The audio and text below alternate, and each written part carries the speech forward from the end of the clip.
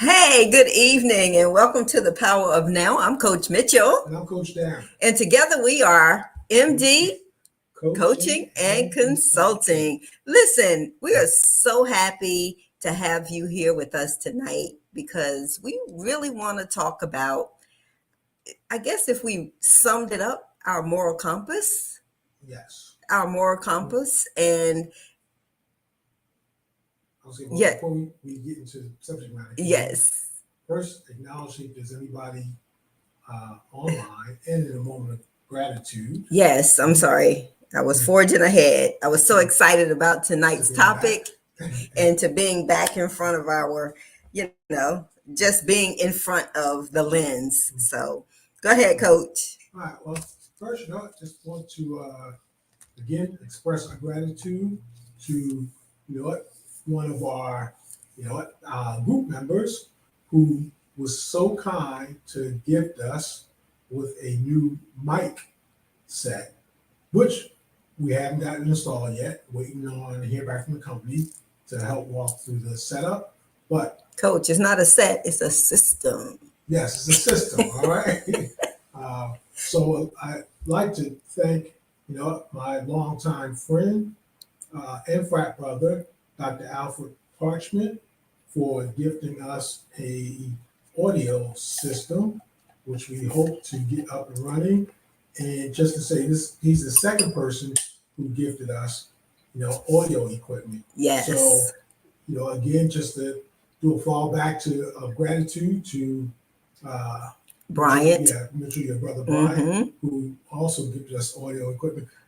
I hope, again, that's sincere that, you want to help us out. Or are you really thinking that we sound that bad? Well, Coach, it could be a little bit of both based on our playbacks of some of the videos. We're learning through our growing pains. So we thank you for bearing with us. So we do understand. And we thank you that you support us and love us enough to want to see us present our best selves because you know who we are.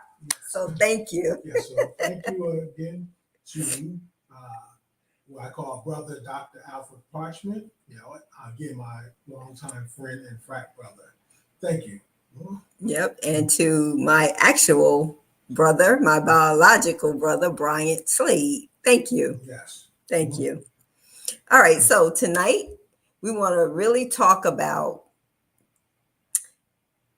our being willing to stand alone, to fight for what is right, or do we go along with the flow and allow our principles, our values, our morals to take a direct hit because we are not willing to stand for what is right?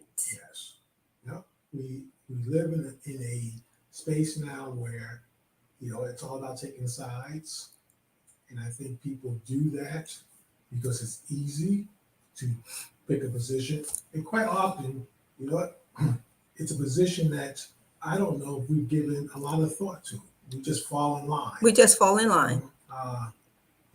So we want to begin asking the question, have a discussion about, have you really assessed your own values and principles? And something we talked about early on, Coach Mitchell, would you really define what, what makes you you? So this topic came as a result of what I'm sure everybody may have seen, the recent mayhem down at a dock in Alabama, where it was just total mayhem with people, fighting. And we're not here to say the fight was right or wrong. We're here to ask the question, just to peel back the layers on the actions, starting at the very top, the actions of the individuals that were involved and how it escalated.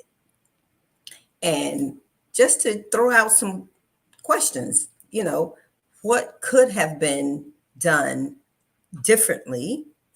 How could our moral compass, the fabric of who we are, have really played a part or a factor into changing the trajectory of the encounter Mhm. that happened on that dock. Yes, because one of the things about was our question that are you willing to do what is right, to stand alone, what's right? Is at any point in time do you really think about, am I doing the right thing? And again, as Coach Mitchell said, we're not here to tell you what to do or what is right or wrong. We're here to again bring awareness to maybe your thoughts and behavior, and maybe just get you to think differently, possibly. Right.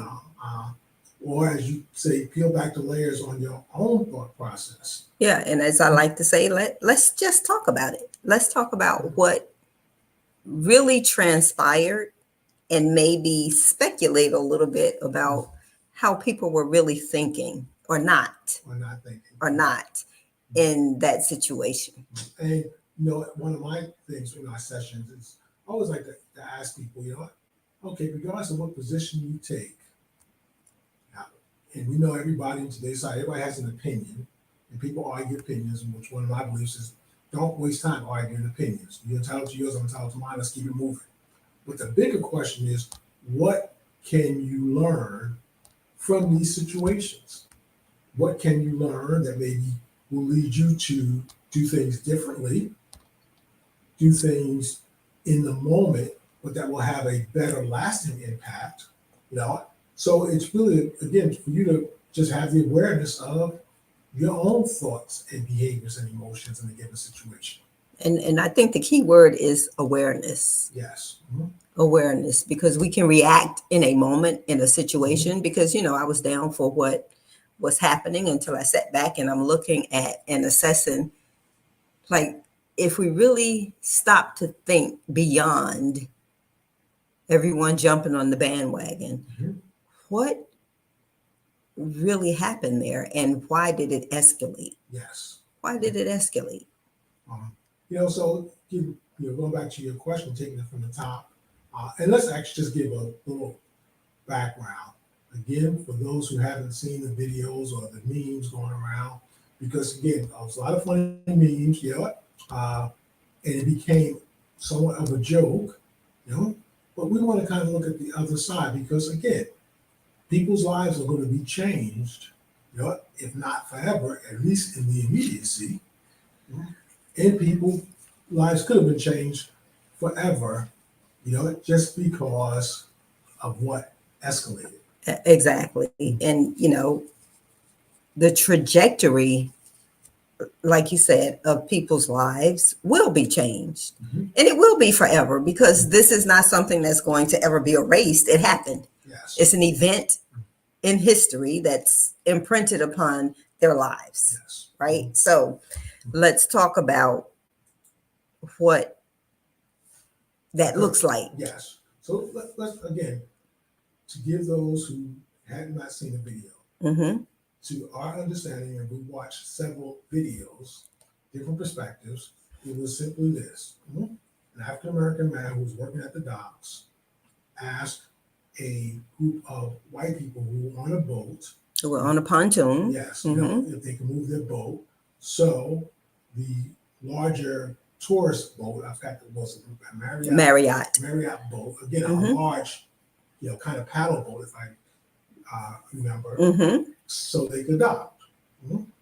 And somehow in that request, we don't know how it was requested, we don't know what was said, but it turned into a fight where these gentlemen decided to, attack this single dock worker. Now, again, just to frame it, you had several white men beating up on an African-American male. Huh? Right, who was simply doing his job. Yes, so we pretty much know the racial undertone basically became the theme. Right. Then, it also then became, because it escalated, it also became an opportunity for people to kind of turn it into a laughable situation. Now, there could be many reasons why people do that, but we want to kind of, again, turn it into a learning situation because we take positions, we have our opinions, we laugh, we joke, but we don't learn, which is why we keep repeating. Right. And when I say we, I mean the collective we. Right. Mm-hmm. We're not looking at a deeper, we're not taking a didactic look into behaviors. Yes. Because that's basically what it boils down to, Mhm. how we behave and interact in certain situations. Yes. And this is not from an African American perspective. This is from a people perspective. People perspective. So, again, people naturally want to. How do we behave? Yes. And I think it went from 0 to 100, not because of the request, but because of the reaction to the request. Yes. And how do we change that? How if we take a step back and look at what could have transpired, how the response could have been much different than a melee breaking out. Yes. If we really looked at, I guess it boils down to our cognitive dissonance. How we rationalize things, and how we as humans feel like we have a superiority over one another.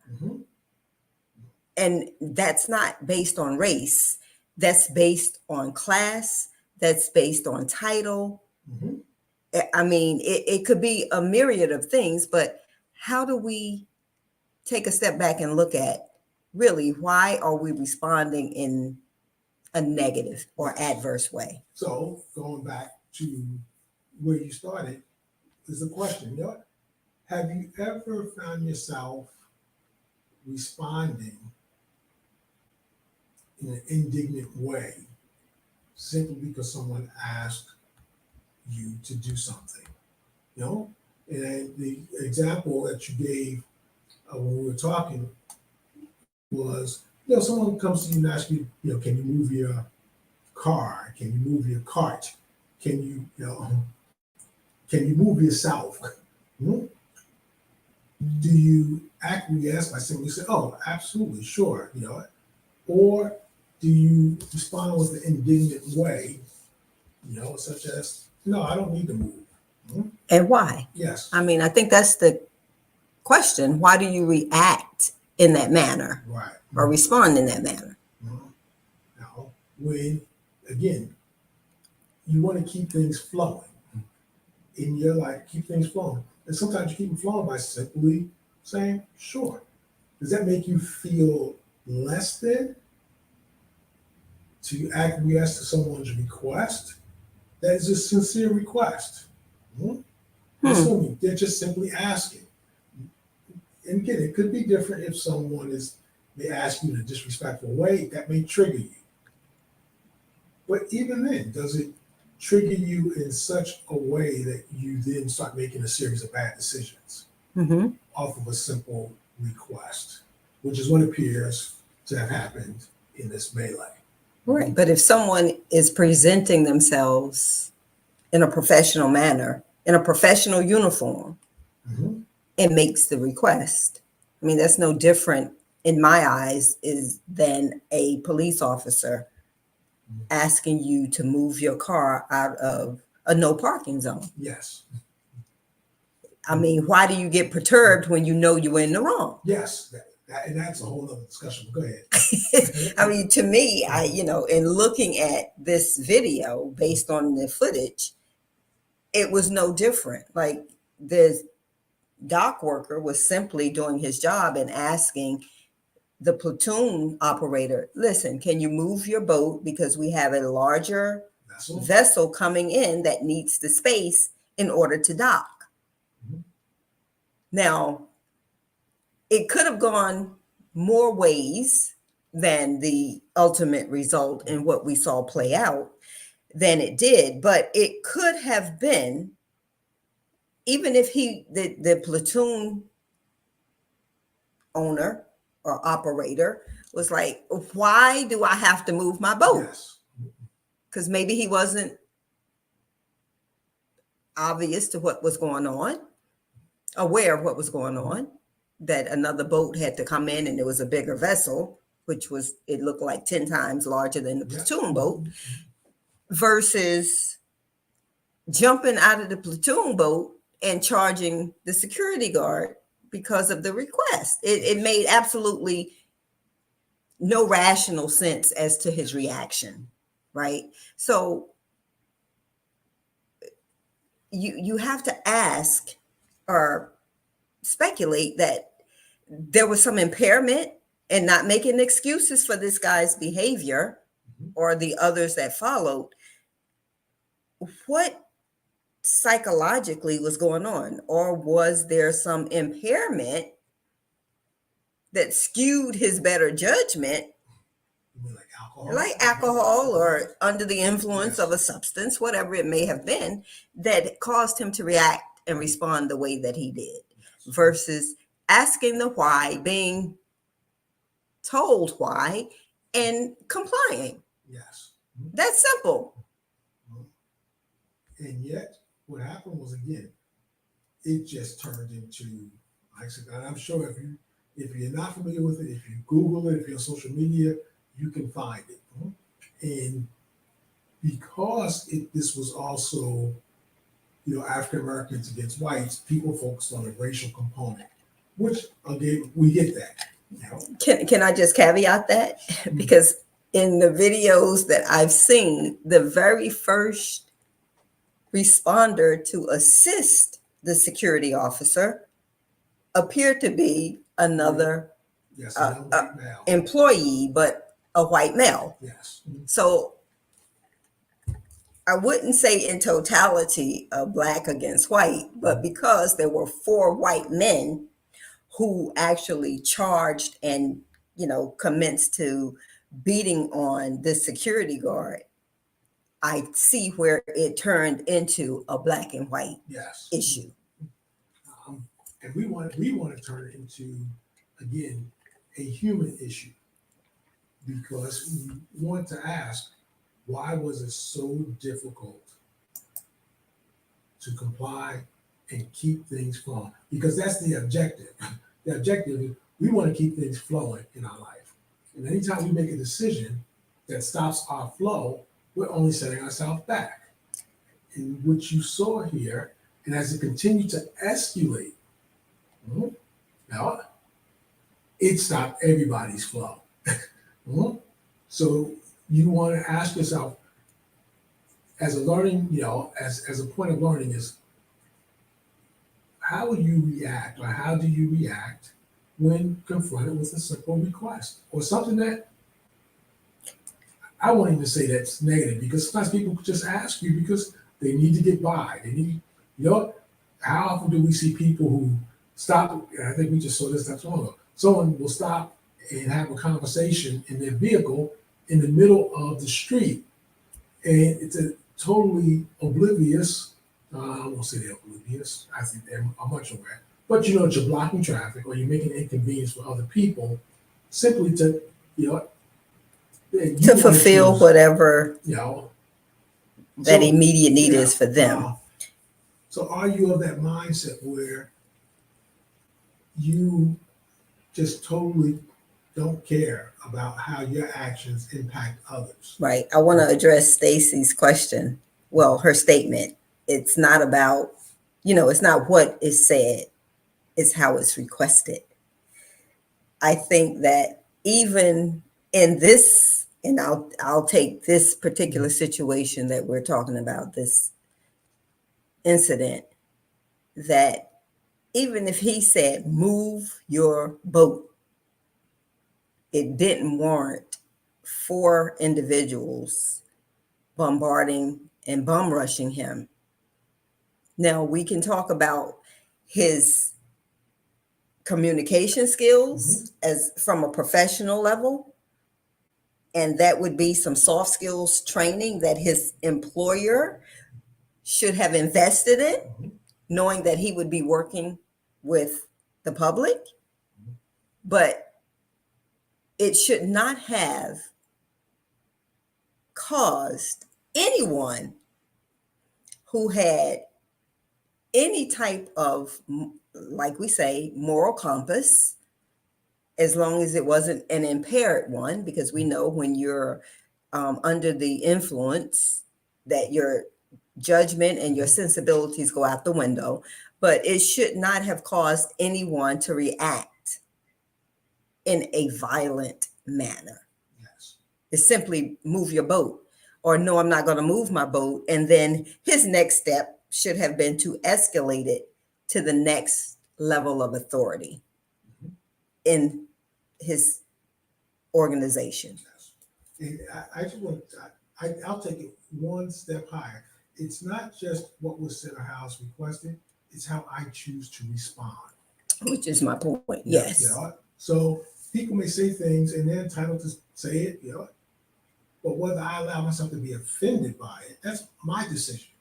That's my choice. It's my choice to decide whether I'm going to ruin my day, possibly my tomorrow, because I didn't like what someone said or how they looked, you know, at me. You know, that was a classic thing, you know, growing up with, you know, you looking at me?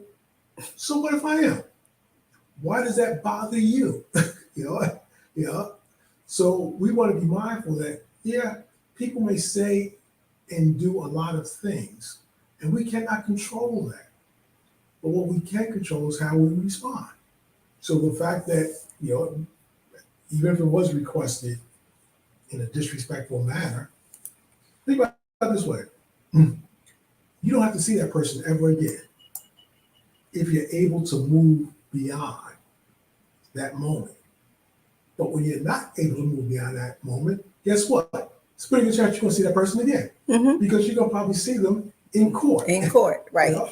And I, you know, we have to absolve the security officer a little bit because he didn't have a chance based off of the video that I saw, right? The request was made and then he was charged. Yes. Then he was charged. He didn't have an opportunity to react, like, you know, back up off of me, because then it was 4-on-1. And I understand why people came to his rescue. Yes. Oh, absolutely. We understand that. But again, peeling back the layers and taking it from the top, how from just a humanistic perspective could the boater have responded differently to the request of this security guard that this whole thing would have been nothing? Yes. Yeah. It would not even have been a thing. Right. And I mean, that's everyday occurrences, right? People get requested to move out of illegal parking spots. They get requested to move up a little bit in a parking spot so someone else can move in. I mean, you get those types of requests every day. Why is it that this person felt that it was okay or offensive, not okay, but offensive to be asked a question? Right. To the point that it was so egregious in his mind that it turned to violence. But you know, you can always walk away and say your words, yeah. Because let's kind of take it from their perspective. Assuming the boater chose to keep his words to himself, however he felt, assuming that the dock worker did say something in an offensive manner, he could have again, you know, just walked away and talked to people on the boat. You know what? That no good. Blah, blah. I mean, he could say whatever he wanted. Now, does the dock worker now have the right to say something to that person because they said something in that conversation with other people? But this is where we are. This is why people have lost control of self. Because yeah, that's where it is right there. If you say something to me and I don't like it and I choose, you know what, I'm not going to give you a response. I'm going to walk away and I'm going to say my words just to get it out of my system. Now you want to come back at me again because of what I said. You've lost total control of yourself. And any time you blame someone else for your emotions or your behavior, you are a victim. In the conversation, you have to own your response. It may not be nice. It may not. May not even feel good. Right. It may not feel good. But you got to look beyond, you know what? you really have to look beyond that immediate reaction and Yes. response Mm. and ask yourself, is it worth the risk of losing everything that I've worked for or everything that I am working towards? Yes. And Stacy, we see your question. I honestly cannot answer that question because I don't know. I was just basing, you know, basically what we're talking about is based on a video that, or a couple of videos that I've seen. Don't know who owned what, just know that, you know, there was this melee that broke out because there was one person on the boat, whether it was the boat owner or not, that responded violently to the request. Yes. And then the melee broke out. So that's one perspective. The other perspective that want to interject is the response of people who came to the dock workers' defense. And want to ask, are you willing, or in your life, have you ever had to come to someone's defense? Hmm? It could be physically or it could be verbally. Hmm? In a situation where, you've heard me say on the show, and Coach Mitchell, you're well aware of the time I got thrown out of a corporate meeting because I came to someone's defense. And the person who was running the meeting, who allowed it to happen, the only thing he had to give back was to ask me to leave the meeting because he knew damn well he was wrong. Mhm. You let someone basically belittle, take advantage, or even lie on a coworker. And me, I was a consultant, but my principles are, from leadership perspective, don't you ever let that happen. So I Right. called him out on it. And I called him out viciously to the point where maybe I was a little over top, maybe. I don't think so. But anyway, I was asked to leave the meeting because I came to someone's defense. So, and I've had moments where I risked even more to come to someone's defense. So you ask yourself, have you ever had that situation? And those who have been around me over the years know that's kind of something I'm passionate about because I call people out. Yeah, what you say on social media, your opinions on what you're going to do, have you done it? Right. Have you risked something for your principles? That's right. For your values? That's right. Otherwise, honestly, shut up and sit down when you want to talk to me. Because unless you've done that, you're just a spectator. Absolutely, because it takes the courage, and not just courage and tenacity, but also you have to have that. I mean, it has to be something inherent within you. Mhm. You talk about defending individuals, and in the corporate setting, and I too have had that experience where I'm really rooting for the underdog, right? Yes. And being a senior leader in an organization, a lot of times, some of the frontline staff, they take the brunt Mhm. of, the dissatisfaction of a senior leader if something is not going on schedule or they're not able to get what they want. Right. And I recall an incident where a business analyst, we were in this business analytics session, and they were building a new process. And one of the senior VPs was berating the business analyst when the discussion should have been had with that person's senior VP. It should have been peer to peer. And I had to stop the conversation. And I had to actually admonish the senior VP for coming at the business analyst and pointing them back to his peer so that they could have a conversation on what needed to be the next steps. I could have lost my job right then and there, but I stood for what was right because that person could not defend themselves in that situation or scenario. And there's been many other things that have occurred that I have stood for, as you have. So it is being able to stand for what is right, regardless of what the consequences are. And it doesn't always have to be an attack Right. in a physical form. Mhm. right? So are you willing to stand for what is right? Mhm. That's the bottom line. Are you willing to stand for what is right? And to do that, you have to have a sense of right and wrong within yourself. You have to have a set of principles and values that you believe in that are strong, to you. And again, I just want to clarify Stacey's previous question. Went by. You know, Which one? yeah, it was the previous question, but just we're not here to judge about the right or wrong of that situation. You know, um, yes, it's a possibility that we don't know every aspect of the story. That's for others to determine. What we're asking is, if you are confronted with a situation, what decision would you make? Because here's what happens, and I wish I could remember the other story where I started challenging people. Everybody was back and forth with their opinions about, no, but what can you learn? Because anything else is irrelevant.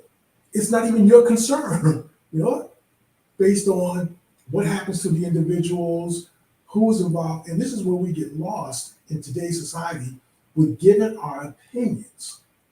The question is, how can we grow from all of this? Because we will go back and forth, debating opinions, never asking ourselves, this is a life lesson.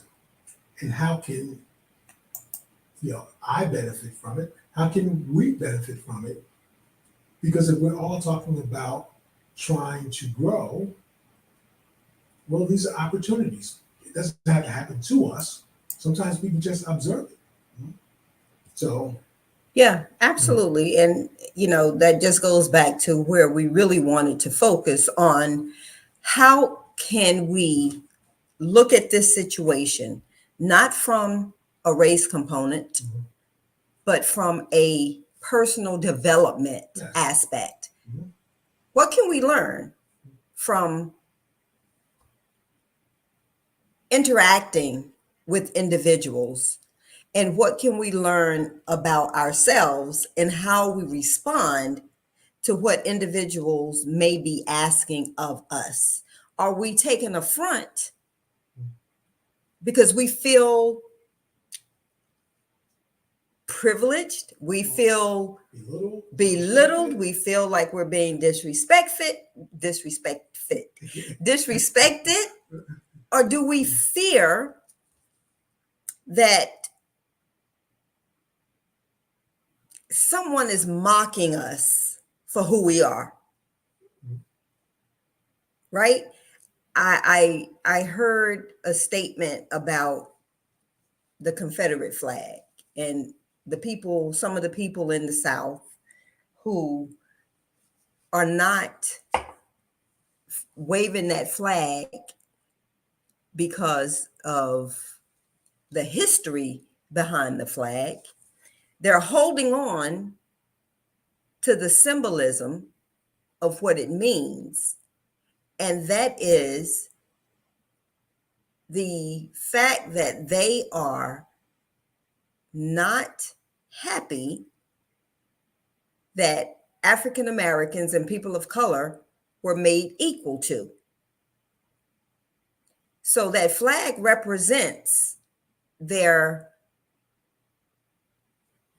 position, yes. Mhm.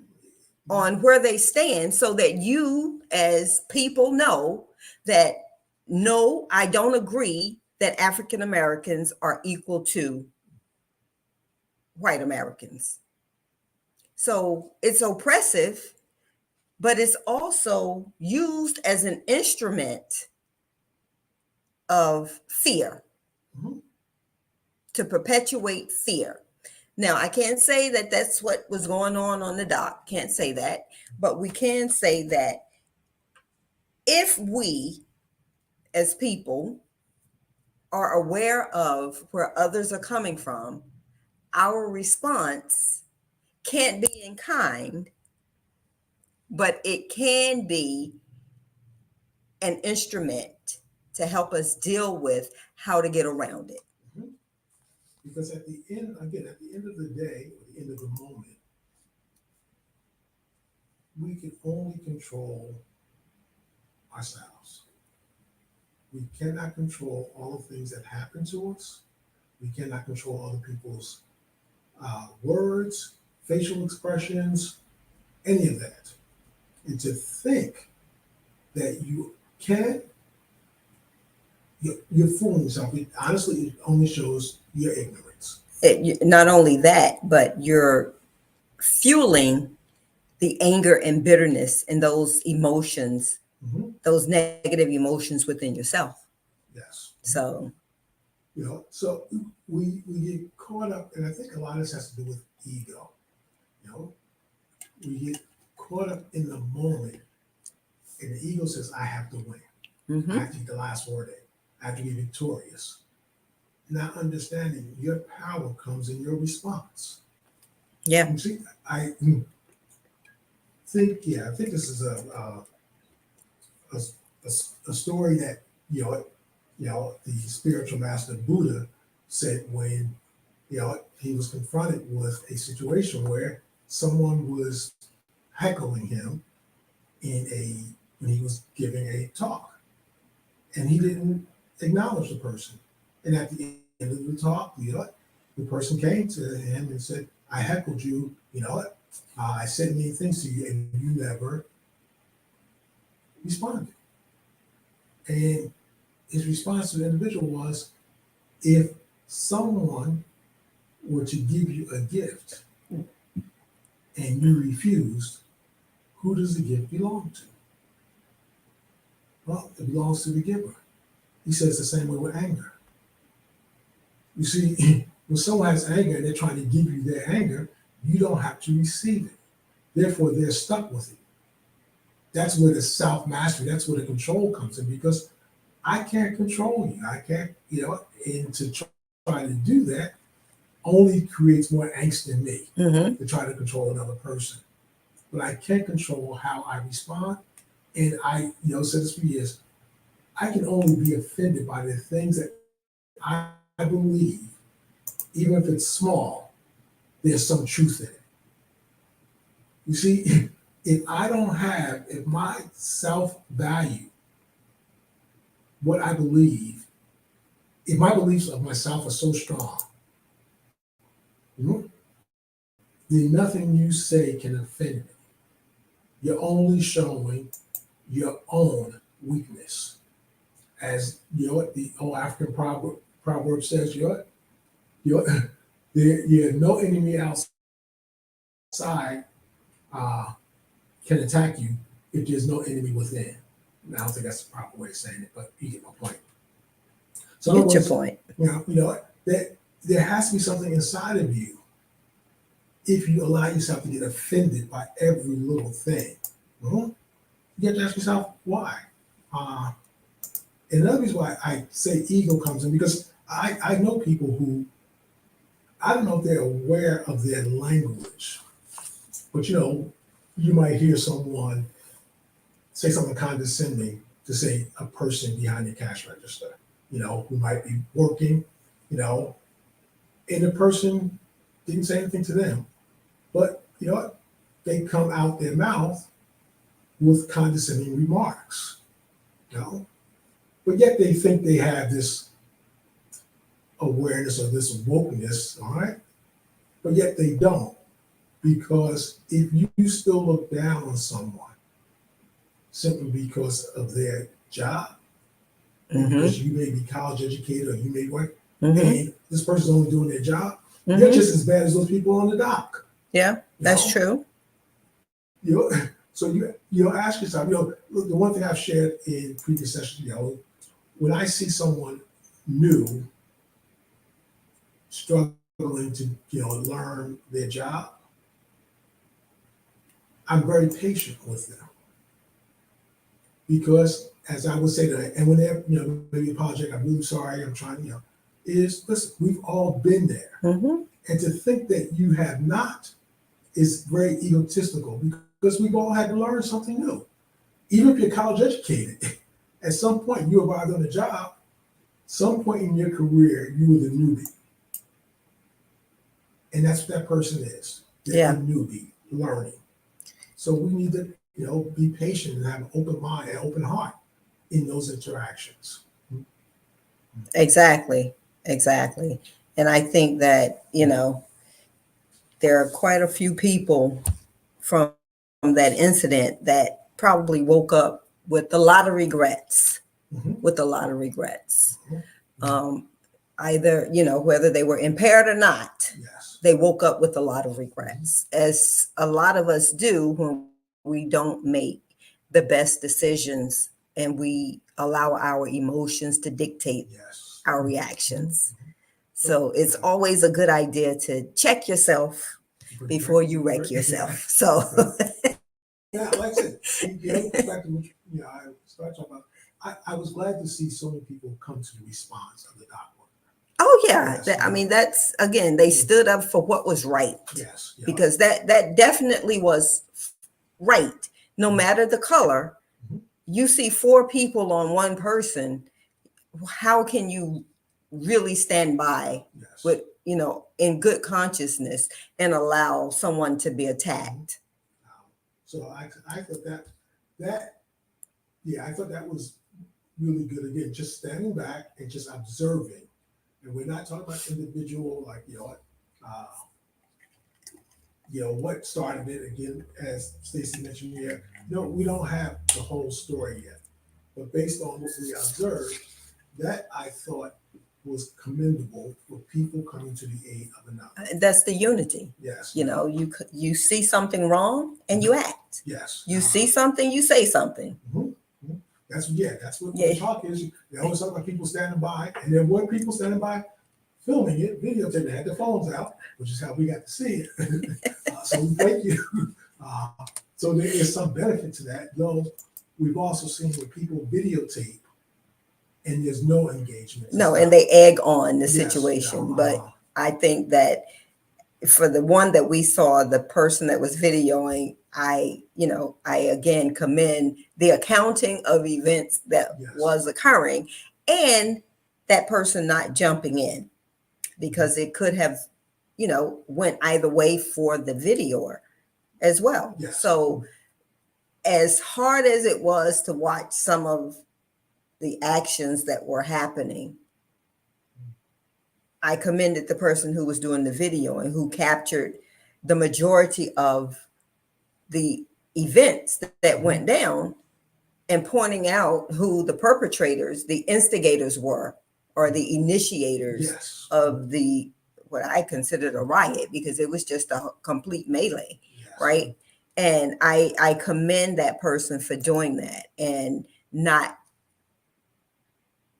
allowing their emotions to overtake them, and the excitement and the adrenaline I'm sure that they felt to propel them into the actual actions that were going on.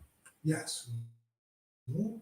And again, to Stacey's point, yeah, so many people are afraid to step in and help for various reasons, and I'm glad he was aided, and I am too. I'm actually very glad, because what may have happened to him if there was nobody engaged, if they just filmed, or if nobody was around. Who knows Right. what would have happened? So, Right. like I said, there's so many. I think we'll say lessons to take away, because again, the videographer played a role as the observer, because there were people already engaged. Now, again, if there was just people videoing and no one was coming to the aid of the individual, even if it was calling the police, Right. Right. um, Which were in the video, yes, were already on the yes, dock. So it was like, okay, what's really going on yeah, here? How did it escalate to the point that it did if the police officers were already present and on the scene? yes. But nevertheless, we thank God for intervention, Yes. and people that were engaged. And I think that also in this particular video that we saw, it was a clear snapshot, if you will, of what actually went down. Yes. And from the vantage point of some of the other videos, there was one person, one young lady on the boat that it appeared that she was involved in the assault, but in the angle that came from the video that we watched, it appeared that this person was really trying to pull one of her boat mates off of the security guard. So it's good to have different perspectives. And I think that's, important to note. It's good to have different perspectives or different viewpoints or vantage points, because you could make the wrong assumption. Yes. And that's what a lot of us do. We see a snip or a clip and we run with it. Yes. We run with it. And we have gotten to a point as a society where that plays out so often with, people will post something and folks will get all agitated without ever verifying or validating. Yeah, always do a little research, because there are what they call trolls and bots who do things just to get a reaction out of you.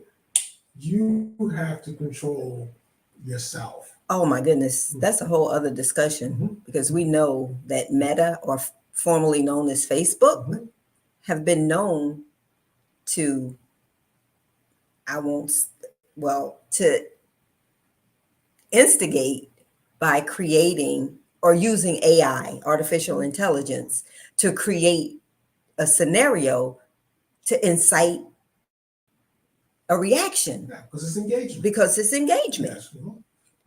Remember, you always have the choice not to engage, especially if it's talking about self-care, survival, because you getting pulled into craziness only disrupts your state of being. Exactly. And possibly raising your blood pressure.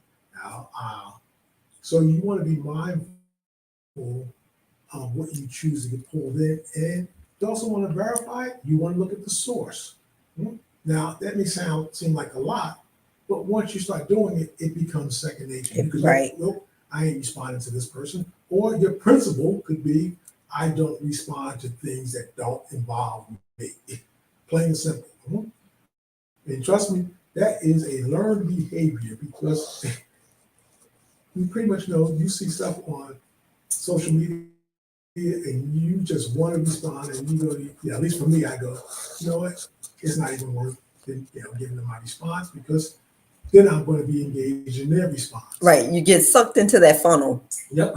And it's that perpetual, it's like that never ending cycle of, okay, this one last response. Yep. And then they come back and it's one last response. Yep. And if you've been on Facebook for, a minute, if you were like me, I used to engage. Yes. And it was like, why am I interacting with these people? They don't have an intelligent response, and they can't come back with the fact. Right. They can't come back with the fact. It's all opinion.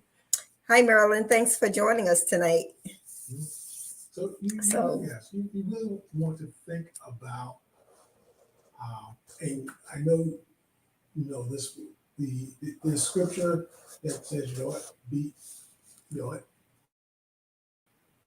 of the world, be in the world, but not of the world. Or be ye transformed by the renewing of your minds, and not by the antics, if you will, of the world. Where you basically want to become observer. Don't be part of the craziness, because your ego will get you, to be engaged, but your conscience will tell you, leave it alone. Leave it alone. And that scripture really means that you really want to apply wisdom and rational thought before you react and respond. Yes. Because actually, going back to connect to this melee, and you mentioned the woman who it first appeared that she was partaking, but she was really trying to pull somebody off of the dock worker. You also want to think about when you engage and the emotions are running high. And this is why I don't want to get into the particulars about who was right and who was wrong, just about our behavior in these situations. Because when you engage in something that's really emotional, you're thinking in a different space. It's actually, as they say, a parallel reality because you're emotional. And you want to be, that's why you want to train yourself, discipline yourself, that you have the awareness to know I got to approach this differently. If I just react and not respond, I may make the situation worse. Yeah, I may make it worse for myself, or in totality. And sometimes that happens in the moment. So let's not have you think that we don't understand that, and we're not part of the human race because we feel emotions in the moment as well. But you can, if you are self-aware in the moment, even after an initial reaction, you can pull yourself back and check yourself. Yes. Because you have that presence of mind. Yes. To snap out of that reaction. And if you think about people who have this way about them,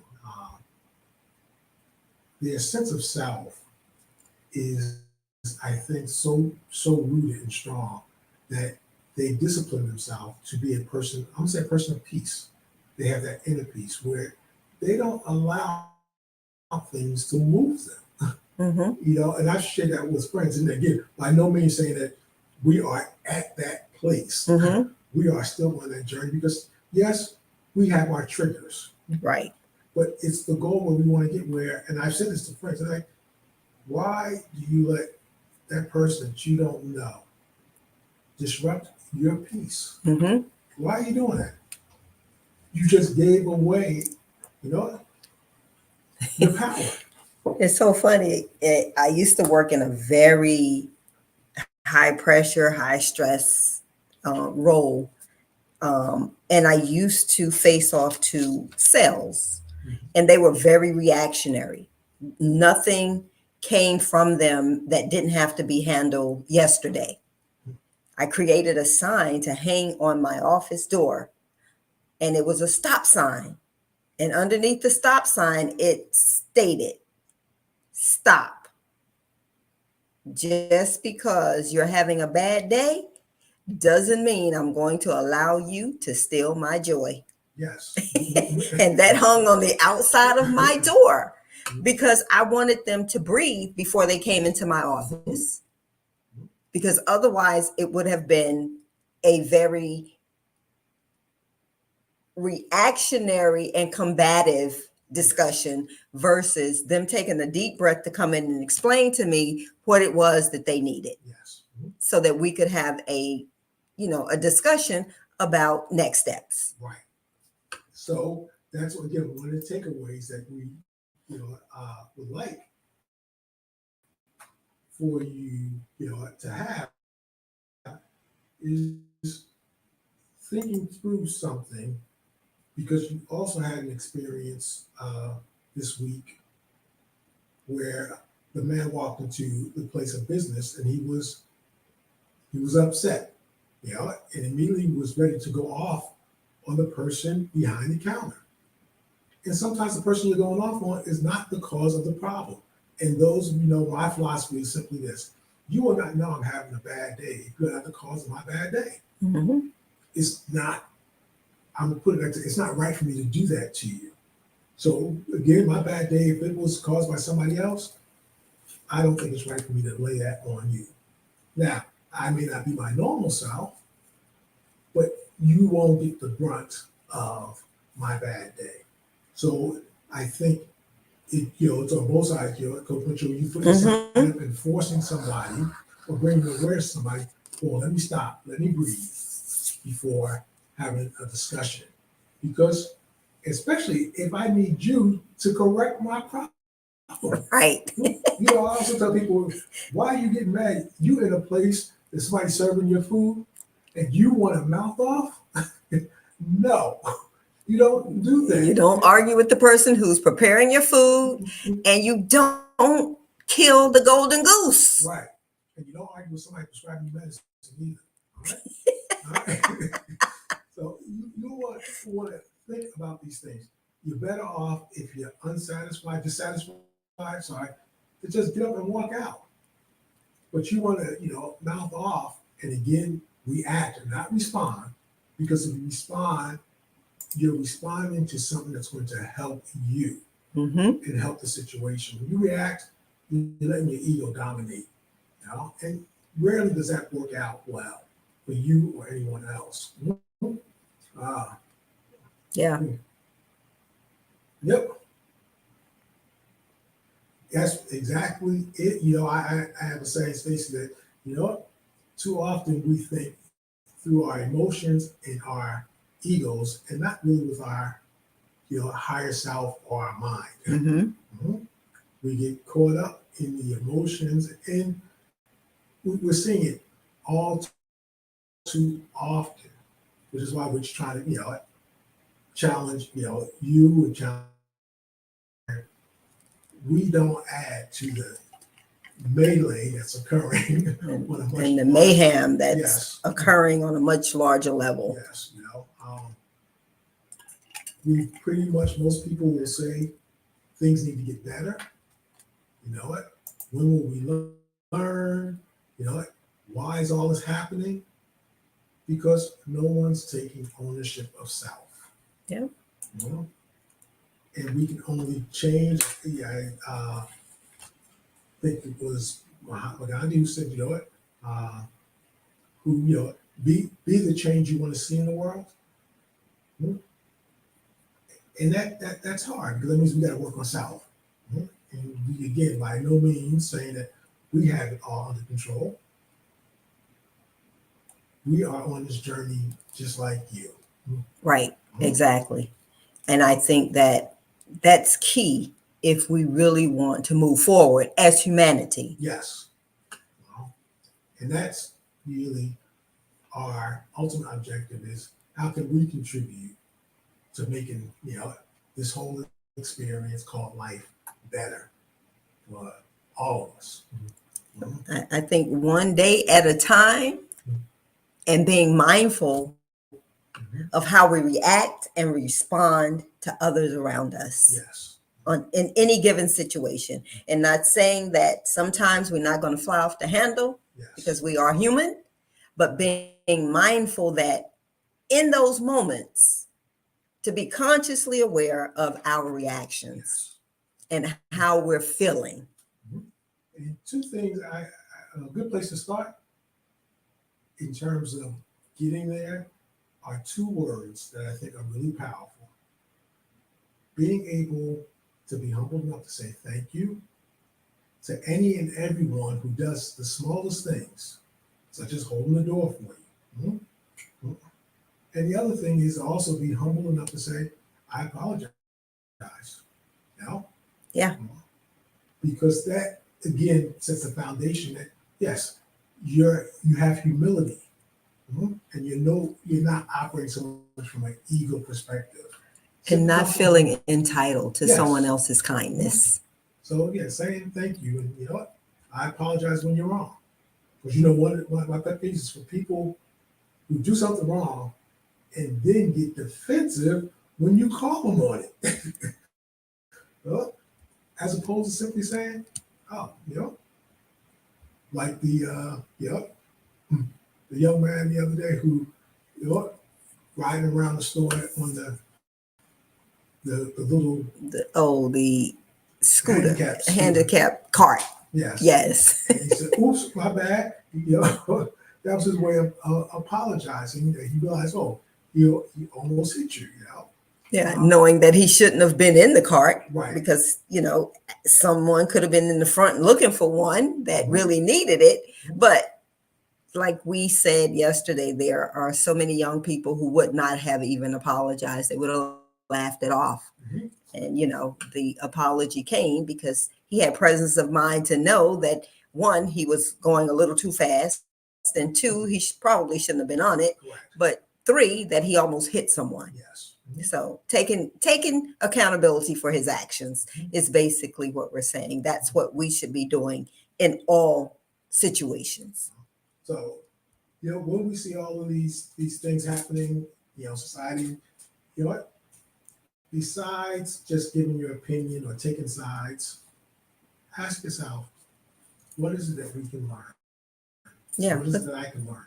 look at the whole picture. Yes. Look at the whole picture, because I think we replayed that video Yeah. multiple times Mhm. just to get a full perspective, as possible, as much of a perspective as we could from the clips, Mhm. so that we wouldn't have a biased opinion and jump on the bandwagon with everybody else. Yeah. So we wanted to look at it and just take it from the top. Yeah. Mhm. Like, how can we learn as humanity Yes. Mhm. to act in a more appropriate, inclusive, and unified manner that will help us grow as people and not leave us in a position where another 400 years pass and our ancestors are doing the same thing and fighting the same fight. And in addition to that, for those who say, you've heard me say this before, we are moving into a new, we'll say, I'm gonna say space, energy space. And if you're not aware of it, then you're just not, unfortunately, you're not tuned into those movements. But I believe it came out of the fact that people were tired of the craziness and they went searching for something better. Health and wellness is on the rise, spirituality is on the rise. Returning to nature is on the rise. These are all things that people are looking for because they want to experience the best in humanity. Yep. And some of us are slipping back, or some of us just haven't been awakened. Yes. And that's what we're seeing. Mm-hmm.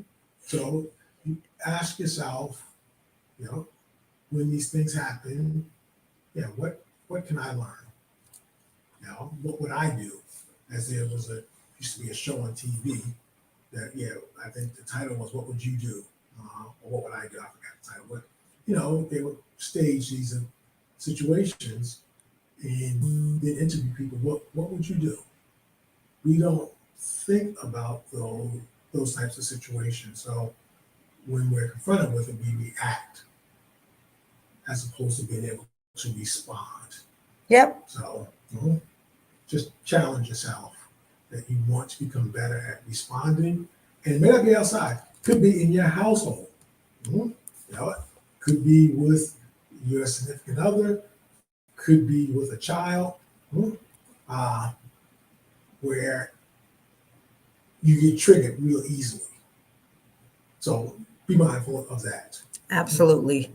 So with that, we thank you for joining us tonight. We know it was not a charged session, but it is a charge for you to really think about being accountable for your actions and your reactions, and being mindful of what you're feeling in the moment. So I'm Coach Mitchell. And I'm Coach Dan. Listen, join us tomorrow night for Inside Outside on Wellness Wednesday, where we are going to bring you a delicious, healthy, antioxidant